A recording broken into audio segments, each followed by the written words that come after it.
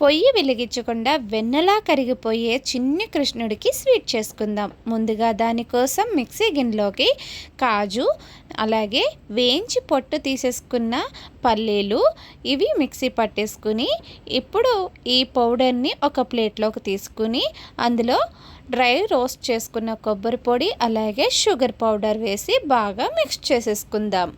ఇదంతా బాగా మిక్స్ చేసి ముద్దలా రెడీ చేసుకుని ఈ ముద్దను 2 పార్ట్స్ కింద డివైడ్ చేసుకుని ఒక ముద్దలోకి కోకో పౌడర్లో వాటర్ పోసి ఒక దాంట్లో వేసుకుందాం.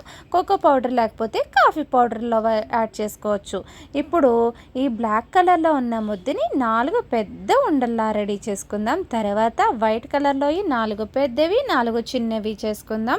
ఇవన్నీ రెడీ చేసుకుందాం కదా. ఫస్ట్ ఫ్లాట్గా చేసేసుకుని అందులోకి పెద్ద లడ్డూని పెట్టేసి కుండ షేప్ వచ్చేలాగా చేత్తో ఇలా రెడీ చేసుకుని పైనుంచి ఒక చిన్న లడ్డు పెట్టేసుకుని పైనుంచి కొబ్బరి పొడి జల్లేసి ఇప్పుడు చిన్ని కృష్ణునికి ఈ స్వీట్ నైవేద్యంగా పెట్టుకుందాం. Krishnashtami special sweet ready.